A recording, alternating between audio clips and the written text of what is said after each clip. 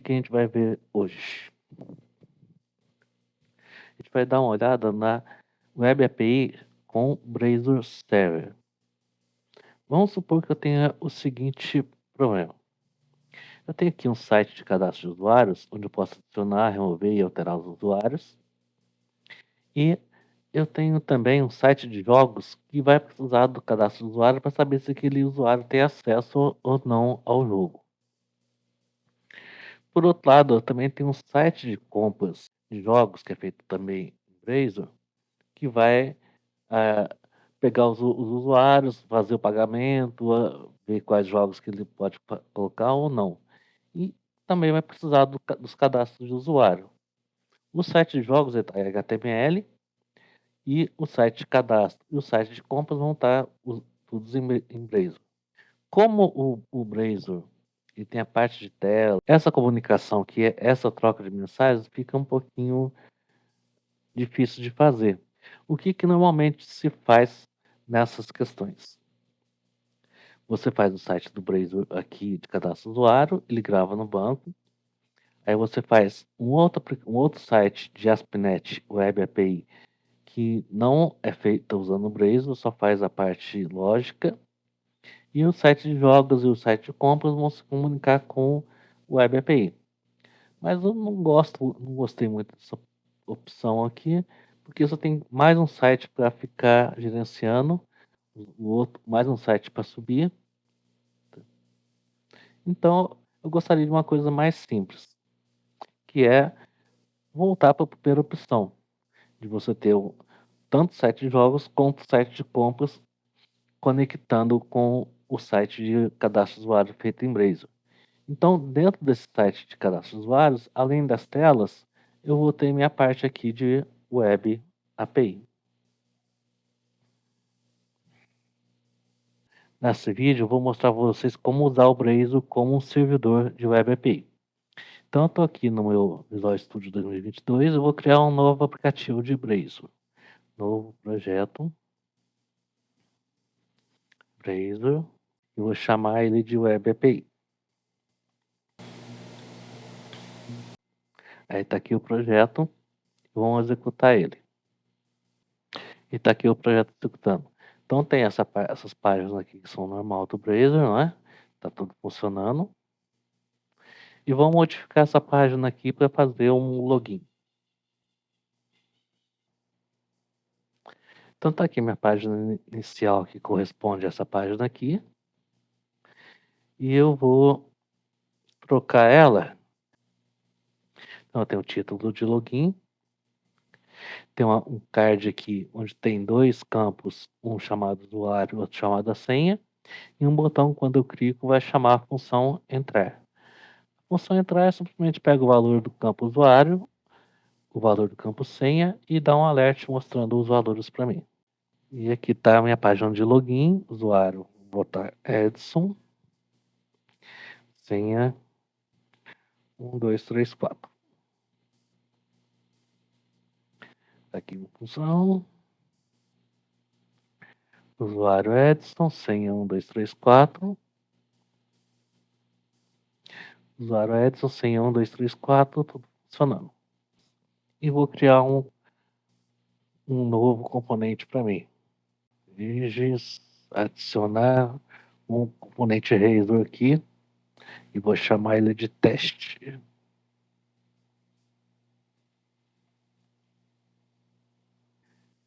Ele vai estar com a página chamada teste. Vai voltar um olá e um teste aqui que seria um objeto JSON. Eu vou tentar chamar essa página aqui, teste Razor, via JavaScript. Então, para me chamar o JavaScript, eu tenho esse pedacinho de função.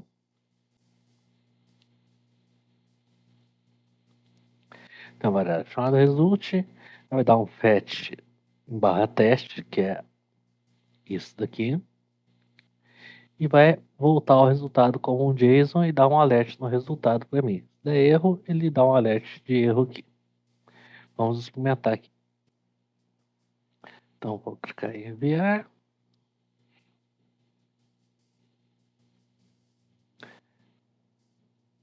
vai fazer o fetch e vai voltar.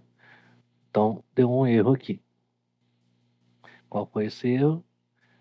Não tem o doctype. O doctype não é um válido JSON. Por que que ele está dando esse erro aqui? Porque quando ele chega na minha página aqui, teste, embora eu esteja voltando um JSON aqui, tem um monte de outras coisas que, no cabeçalho, nas outras coisas que não funciona como um JSON. Ele volta a várias outras coisas mais. Vou pegar a minha página home aqui e vou botar em vez de JSON, vou botar como pegar como texto. Aqui está como texto, não é?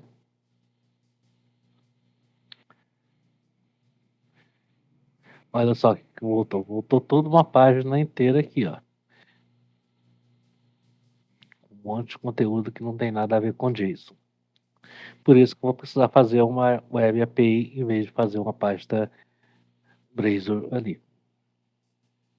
Vamos agora finalmente entrar no tópico principal do vídeo, que é fazer o Blazor agir como um servidor de web API. A primeira coisa que a gente vai fazer, ou que a gente já fez aqui, é criar um folderzinho aqui chamado API só para deixar as coisas mais organizadas. Nesse folder aqui, eu vou colocar aqui adicionar no scaffold item e vou selecionar API Controller com Read Write Actions. E vou chamar esse controller aqui de Web API. Então ele criou aqui um básico para mim. E quando eu chamar uma API barra o controller, que no caso aqui chama Web API, que é minha classe, ele vai chamar esses métodos aqui. Tá? Vamos então testar aqui no nosso home. Vou chamar aqui a função barra API, né?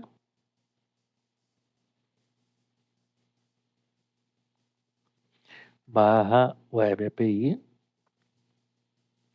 que é o nome da minha classe aqui.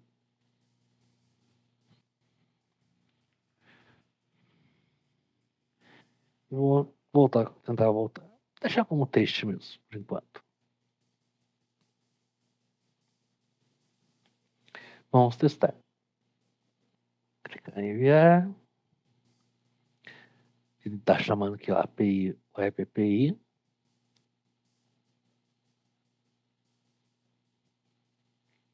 E não voltou nada. Por que que ele não voltou nada? Embora eu tenha feito a minha classe Web API ou essas coisas aqui, ele não vai chamar ela porque não está mapeado ainda. O API barra alguma coisa.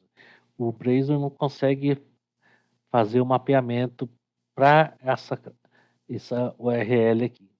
Então, agora eu tenho que fazer é mostrar para o Blazor que ele também tem esse mapeamento aqui do MVC, da Web API. Para isso, eu vou aqui no Program e vou configurar o meu server. Então, depois que eu adiciono os componentes aqui, eu vou também adicionar os serviços do MVC com essa linha de programa aqui. Eu tenho também adicionar para ele usar as rotas do MVC. Eu faço isso usando essa linha aqui. Clicar em enviar.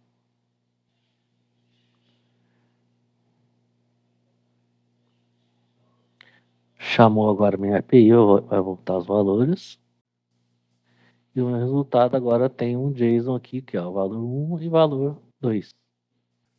Resultado valor 1 e valor 2. Aqui eu estou chamando a minha Web API, estou retornando o meu JSON, né? Só que quando eu estou fazendo esse fetch aqui, ele está pegando o método get. Você passa os parâmetros via URL, que fica meio complicado de você fazer quando tem muitos parâmetros ou muita coisa.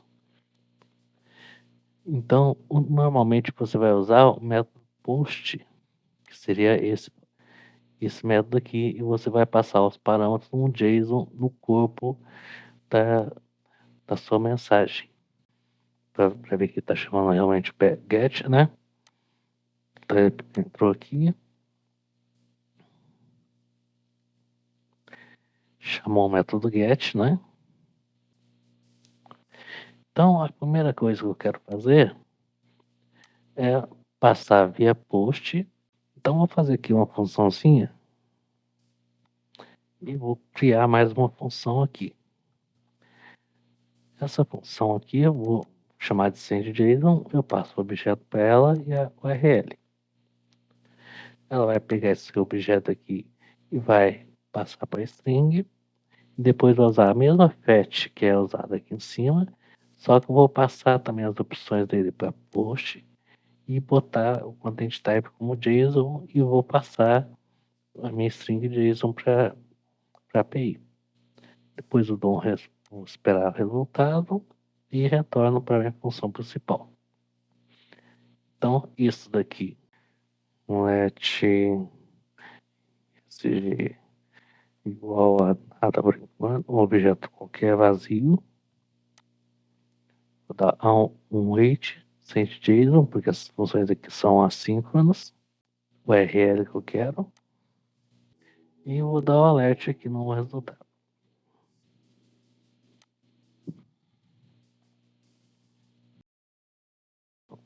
Enviar, né?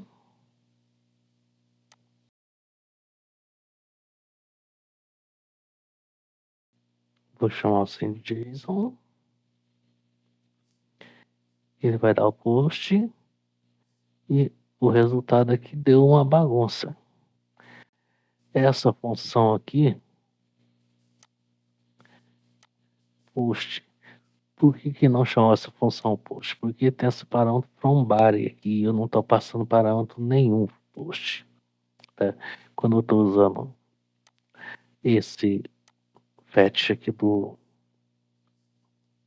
JavaScript e não passa o parâmetro direto, como se fosse um formulário post. Aqui tá achando que é um formulário post. Então, a primeira coisa, então vamos pegar isso daqui e vamos tirar.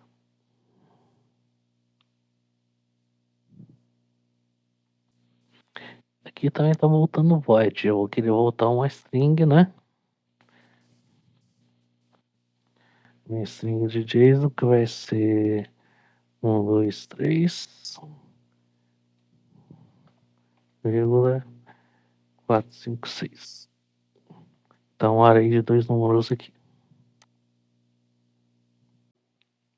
Então, eu tô aqui com o meu formulário, né? Vamos tentar enviar. Vai chamar o JSON aqui. Vai dar o post. Caiu no meu método post aqui da Web API. Vai retornar os valores. Result lá, tá com 2 valores. Até agora eu consegui enviar e receber os valores, né? Então vamos melhorar esse método aqui. Primeiro passa aqui um parâmetro qualquer, né? Não um objeto vazio, mas um usuário e uma senha. Então aqui eu tenho que o usuário e a senha eu estou pegando lá do formulário, vou passar ela aqui no meu objeto. Vou colocar o usuário, senha igual a senha. E o JSON já vai passar aqui para meu minha Web API. Só que vocês notaram que eu tive que tirar aqui também o meu parâmetro. Então, como é que eu vou fazer agora para pegar o parâmetro? Para pegar o parâmetro, eu vou ter que ir lá no corpo da mensagem e pegar de lá. Só que quando eu vou pegar no meu corpo de mensagens, eu tenho um método que só pode ser chamado assincronamente. Então, eu vou pegar esse método, fazer um método aqui que vai ler o meu corpo assíncrono, tá? Esse método aqui. Ele vai pegar o request.body, vai pegar o header dele ali até o final e vai retornar para mim o resultado que ele leu. Quando eu chamar esse método aqui é síncrono, eu não posso deixar ele assíncrono porque ele faz parte lá da Web API, então tem que arrumar um jeito de fazer ele chamar o método assíncrono. Vou fazer isso aqui, ó.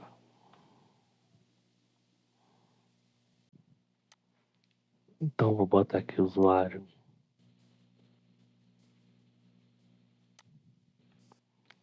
Edson e senha 1, 2, 3, 4.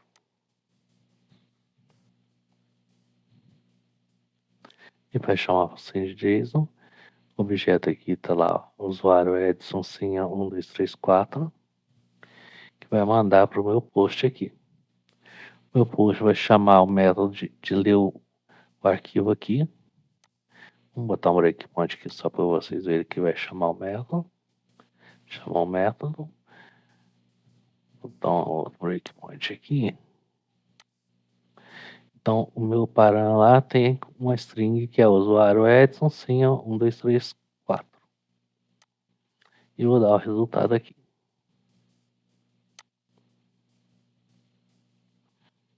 O resultado tem 1, 2, 3, 4.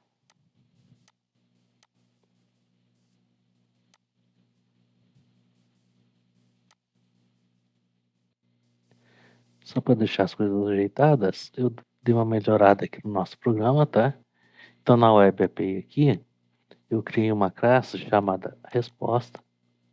Ela tem aqui o usuário, a senha, o token e o erro. O token seria uma string que vai dizer se o usuário está autenticado ou não. E ele tem aqui no nosso método post, depois que ele pega os parâmetros aqui, ele cria uma resposta e deserializa o parâmetro dentro da resposta. Então eu já tenho os parâmetros já todos separados dentro desses valores aqui, ó, usuário, senha. Aí eu vou comparar se o usuário for Edson ou a senha for diferente de 1, 2, 3, 4, eu vou colocar como inválido. Se não, eu vou botar um token aqui e a mensagem de erro vai sem nada para mim, tá? Depois eu vou fazer a resposta aqui como um novo objeto. Tem usuário, senha, token e erro. Vou serializar ela e vou retornar o JSON serializado. Verificar isso aqui. Eu tô aqui, usuário, né? Senha 1, 2, 3, 4. Chegou aqui, criou o JSON, o objeto JSON no JavaScript, vai enviar, pegou esse parâmetro aqui, que é uma string por enquanto, ó, usuário Edson senha 1, 2, 3, 4, vai serializar, aqui já é o parâmetro, já vai estar como objeto, ó, erro igual no senha igual a 1, 2, 3, 4, torre igual no usuário igual a Edson, então ele está todo separadinho nos atributos do objeto. O usuário é Edson e a senha é 1, 2, 3, 4. Então tá válido. Aí vai fazer a resposta aqui. E vai serializar e vai devolver para mim no result aqui. O result está aqui, ó. Eu não tem nada. Token TK1, usuário, teste.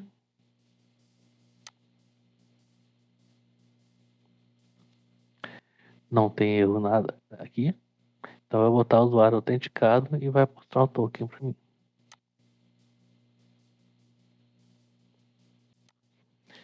Beleza?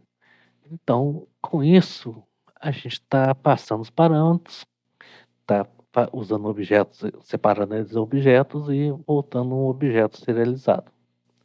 Então tá tudo certo? Mais ou menos. Bom, a gente fez isso aqui, todo esse trabalho, para que um outro site pudesse chamar esse cara aqui também usando HTML simples, sem nada de erro, sem nada. Então vamos testar no outro site aqui. Eu tenho esse outro site aqui que está no localhost 8091. Os parâmetros é basicamente o que estava lá. Se eu olhar aqui no código-fonte da página, tem a função entrar, está enviando um JSON, a mesma coisa que está na página normal. Então eu vou chegar aqui, vou botar Edson, 1, 2, 3, 4, e vou enviar. O que aconteceu? Deu erro failed to fetch. Vamos dar uma olhada aqui no inspect dele. Vou pegar a nossa rede, limpar aqui e vou enviar.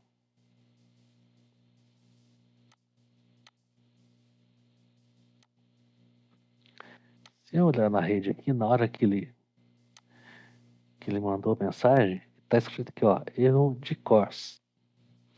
CORS é uma proteção que existe para que um site não use dados do outro site indevidamente. Para que o site possa usar dados do outro, o outro tem que permitir isso daí, tá?